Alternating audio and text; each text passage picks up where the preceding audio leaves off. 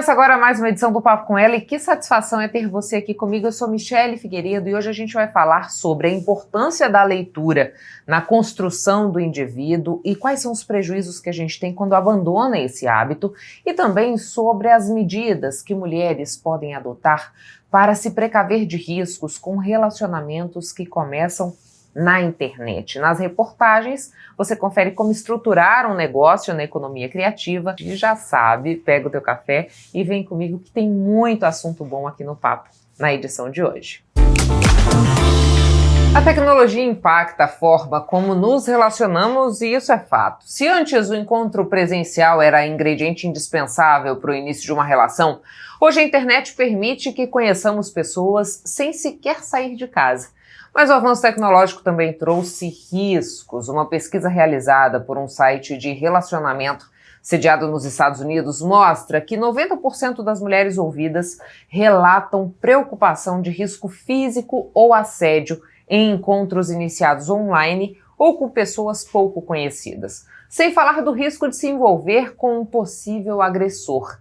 E é sobre como reduzir esses riscos que a gente conversa hoje com a presidente da Comissão da Mulher Advogada da OAB Mato Grosso, Keren Apuc. Doutora Keren, muito obrigada por aceitar o nosso convite para a gente debater um pouco mais dessa nova forma de se relacionar e do que a gente, como mulher, precisa ter em mente quando se coloca em situações como essa, né? A gente sabe que hoje muitos relacionamentos começam em aplicativos, pelas redes sociais, na própria internet, mas também existe o outro lado, que é o risco de se encontrar pessoalmente com essa pessoa que você não teve nenhuma troca presencial. Né? Nessa perspectiva, o que a gente precisa observar? Michele, boa tarde. Nós, quanto mulheres, nós precisamos tomar algumas iniciativas de prevenção.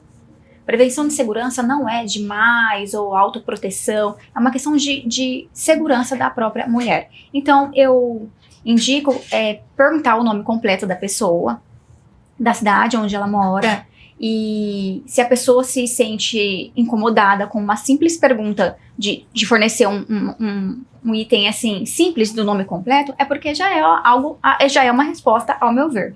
Então você pega o nome completo dessa pessoa, coloca no Google, joga no Google, tem umas ferramentas, eu indico bastante o Jus Brasil para os meus clientes, né? Lá no Jus Brasil você pode pesquisar o nome completo da pessoa e o nome, a cidade onde ela reside, porque às vezes é um nome comum, por exemplo, João Carlos, Marco Antônio, e aí não vai aparecer. Então você coloca a cidade onde a pessoa reside, vai aparecer os processos públicos que ela tem no nome dela. Então ali você já vai ver se ele é uma pessoa que responde processos contra banco, contra cobrança, se ele é uma pessoa enrolada financeiramente.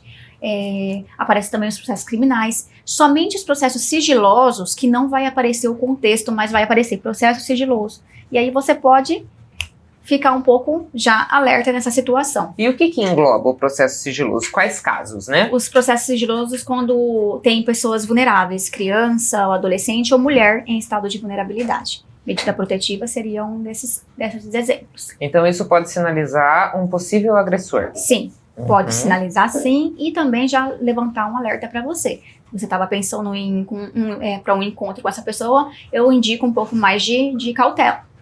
Isso já está no dia a dia das mulheres, doutora? Ou essa é uma forma de se precaver que a gente ainda precisa disseminar mais?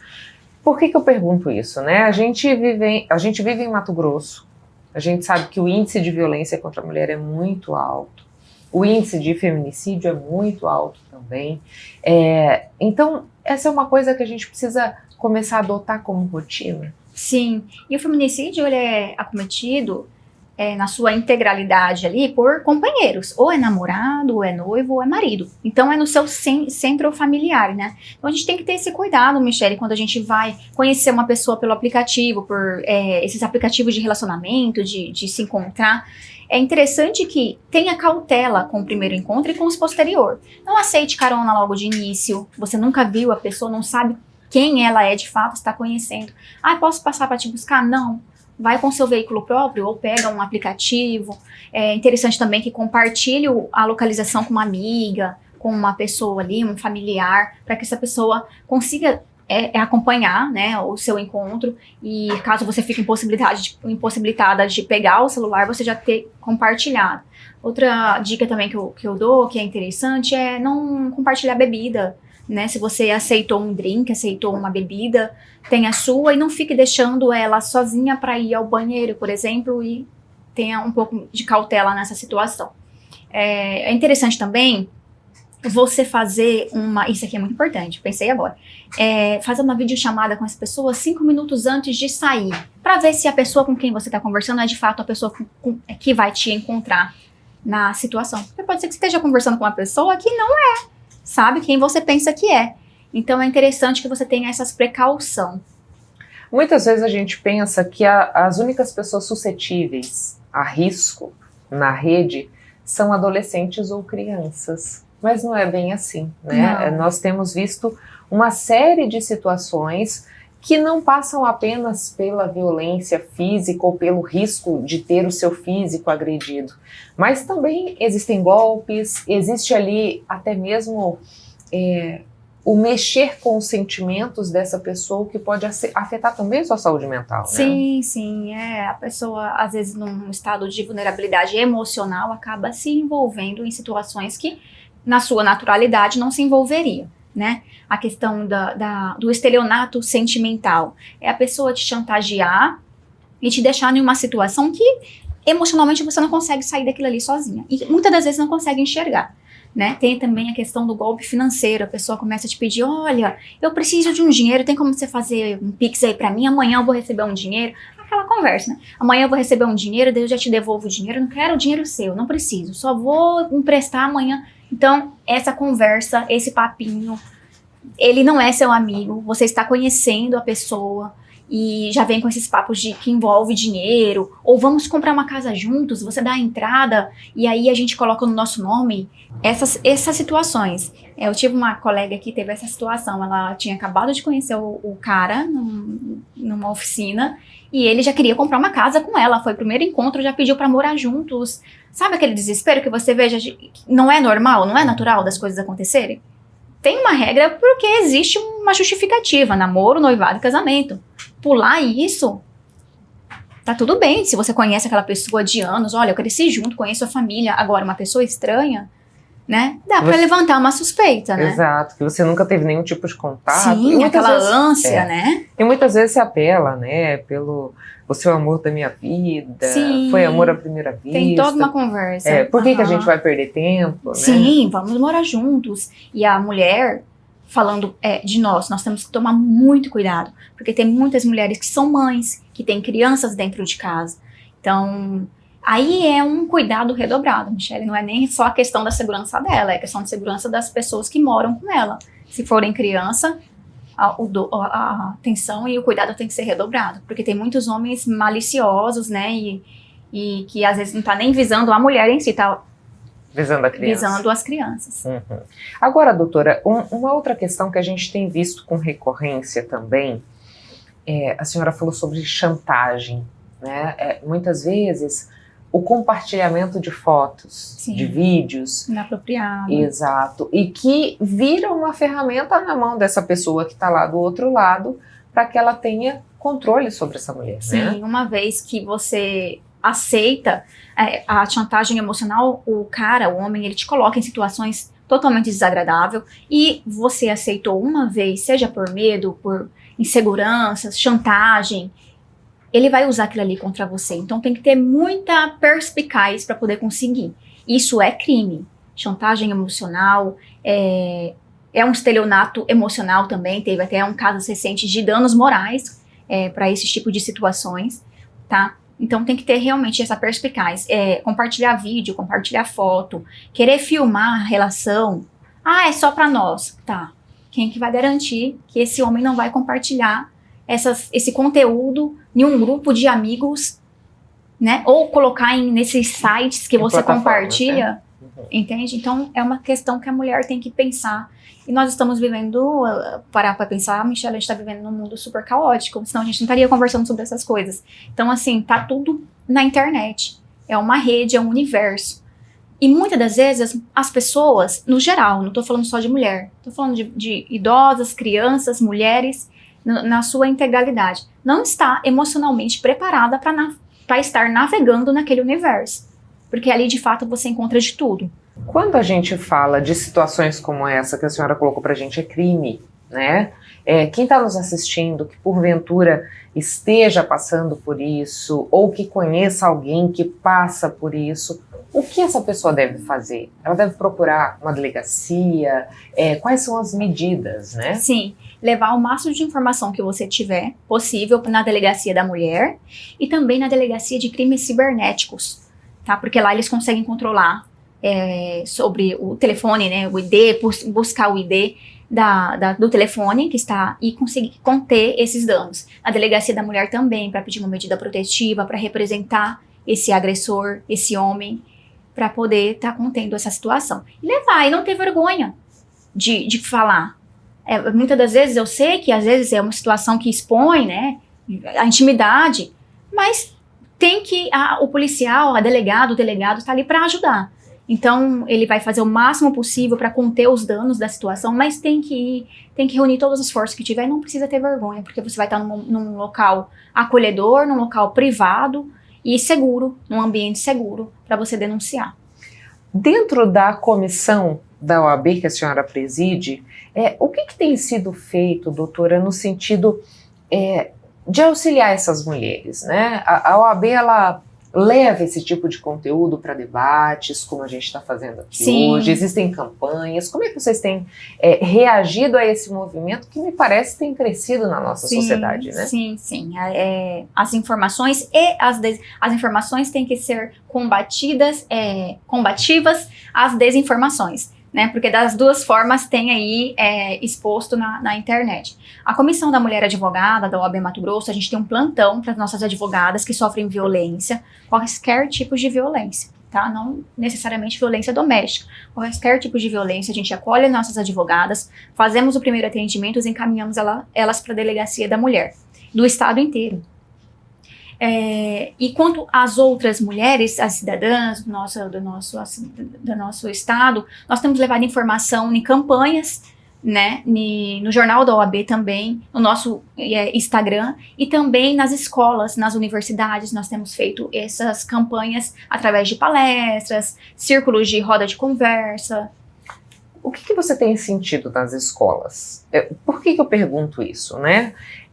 Querendo ou não, é uma geração que é nativa digital. A gente tem visto pesquisas que mostram uma tendência conservadora maior entre os meninos, mais progressista entre as meninas, e relatos, inclusive, de pessoas ligadas às forças de segurança, de que casos de excesso em relacionamentos na adolescência têm sido registrados com mais frequência. Qual que é o ambiente que vocês encontram nessas discussões? É interessante, a gente não me recordo de nenhuma palestra em escola que não tenha pelo menos 2, 3 adolescentes sendo atendidas posteriormente às palestras.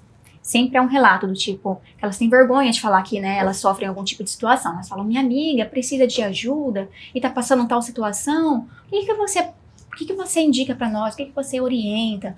Já tivemos relatos dessa situação. Aí, automaticamente, nós chamamos a autoridade policial, encaminhamos, acompanhamos, se for o caso, né? Acionamos também a diretoria da escola para estar acompanhando, porque se trata de uma menor de idade, tem que ter o acompanhamento dos pais, se não forem os pais responsáveis pela situação envolvida. Então, tem todo um cuidado. Mas a gente tem recebido esse pedido de socorro sempre que a gente faz uma palestra nas escolas, seja elas do município, do estado, é muito recorrente e muito alarmante mesmo, Michele.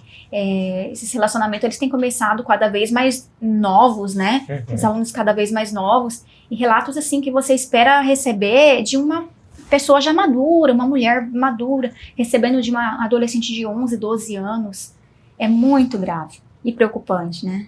A senhora pode dar um exemplo de algum relato desses que chega nesse momento e que acaba chocando, Sim, né? eu vou falar do último que nós tivemos, não vou mencionar por questão Sim, claro. de sigilo, mas a adolescente falou assim, olha, eu tenho um relacionamento e o meu namorado quebrou meu celular, a gente discutiu, foi muito bobo, Uma discussão besta, boba, assim.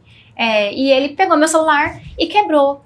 Você mencionou alguns tipos de violência, você falou sobre violência patrimonial e citou exatamente esse exemplo. Então, o meu caso caberia, mesmo eu sendo menor de idade, ainda fala, principalmente por você ser menor de idade, você tem que ser orientada já para você, né, saber os tipos de violência. Elas, normalmente, na casa, pensa que violência doméstica é só se apanhar. Violência física, não sabe da violência psicológica, da chantagem, né? Principalmente entre adolescentes também, né, Michele?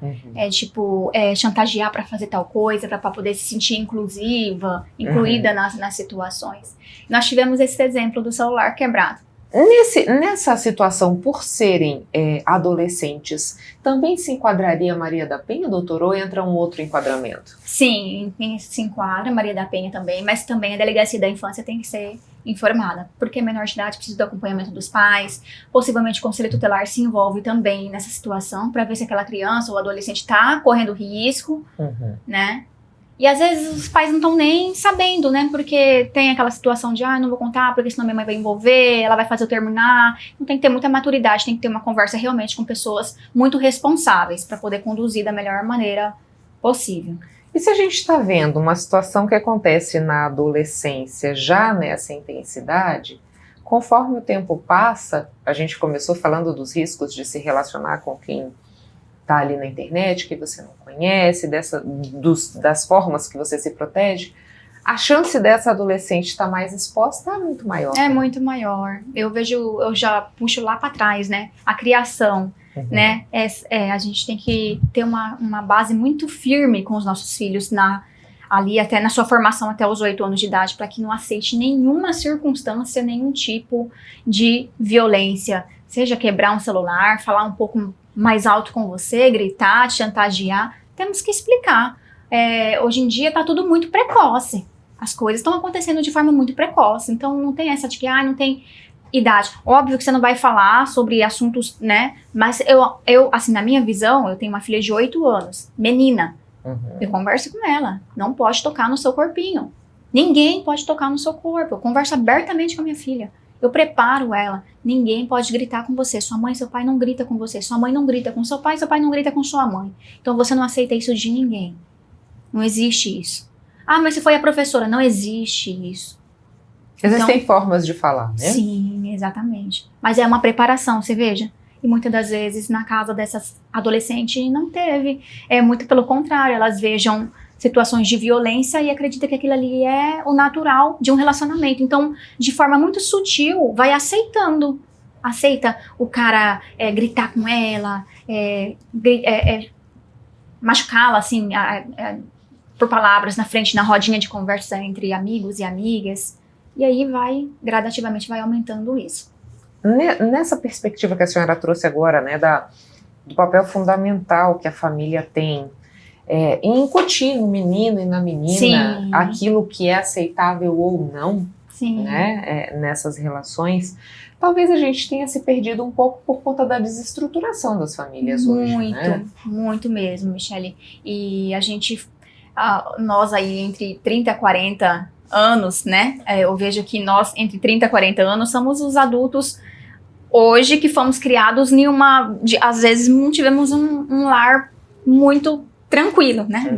Então, tá cabendo a nós, nessa geração de 30 a 40 anos aí, ressignificar muitas coisas, pra gente não passar pra galera que tá vindo, porque senão eles vão repetir. Nós temos que reconstruir muitas situações, para não repetir os mesmos comportamentos. Tem que ter uma sabedoria muito grande para ter filho, a verdade é essa. A gente está começando um novo ano, doutora. Sabemos que 2024 foi um ano muito violento para nós em Mato Grosso, 25 também. Foi mais ainda. Mais ainda, né? 53 casos de feminicídio. 53 casos de feminicídio. Qual que é a perspectiva para 26? Né? A senhora enxerga ações sendo desenvolvidas para que esse quadro mude?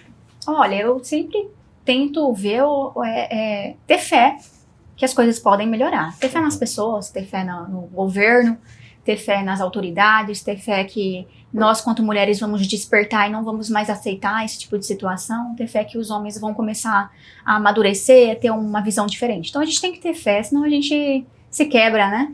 mas eu vejo que foi feitas muitas campanhas, muitas ações públicas e das próprias instituições, dos próprios órgãos públicos, Ministério Público, Poder Judiciário, OAB, né? Legislativo também, teve muitas campanhas no combate à violência contra a mulher, nos 2 últimos anos. Está bem crescente essa campanha, nas escolas. Então, alguma coisa boa tem que vir disso daí, Michele. Eu acredito, eu tenho fé, assim, que as nossas crianças estão recebendo informação. Coisas que a gente, na minha época, 20 anos, 25 anos atrás, tinha o ProErd, né? Que falava de um modo geral sobre segurança. Agora a gente está tratando de modo mais específico os temas nas escolas, nas faculdades. Então, acredito de verdade que a gente está no caminho certo. Muito obrigada pelas informações, doutora. Obrigada. A gente vai a um breve intervalo e volta já. Não saia daí.